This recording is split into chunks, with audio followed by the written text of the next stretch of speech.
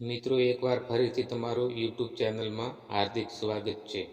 મિત્ર, અધૂરું જ્ઞાન ખતરનાક સાબિત હોય છે એ મિત્રો આપણે સૌ જાણીએ છીએ.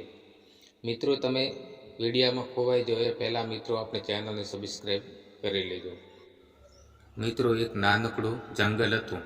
એ જંગલમાં રાજા સિંહ પણ રહેતો હતો. મિત્રો, સિંહને શિકાર ન મળવાથી ભૂખો પણ હતો.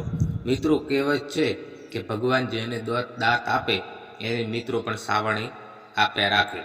મિત્રો, જંગલનો રાજા સિંહ ભૂખો હતો અને મિત્રો એક શિયાળિયાને જોયો. મિત્રો, દોડીને શિયાળ પાસે ગયો એટલે શિયાળ કહે, સિંહભાઈ મને કે મારશો નહીં, કે હું કે તમારા માટે વિશાળ કાયાવાળો એક બીજો કોઈ પ્રાણી કે લઈ આવું.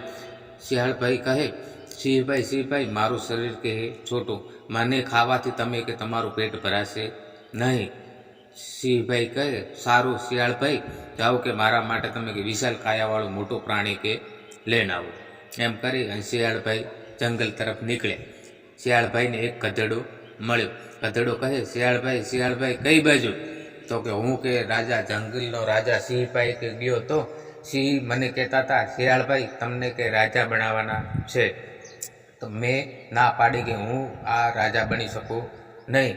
હવે કે બીજો રાજા કે બનાવવાનો છે. ગધેડાભાઈ તમારે કે રાજા બનાવવું હોય તો ચાલો કે મારી હંગાતે તમને કે વનના રાજા કે બનાવી નાખા. ગધેડાભાઈ શિયાળિયાની વાતમાં આવી ગયા. ચાલો કે હું કે રાજા કે બની જાઉં. એમ કરી અને બોલો શિયાળિયાભાઈ ગધેડાભાઈને ઉપાડી અને લઈને સિંહભાઈ પાસે પહોંચ્યા. સિંહભાઈએ તો એક જ પંજો માર્યો, ગધેડાભાઈના રામ રમાડી નાખ્યા.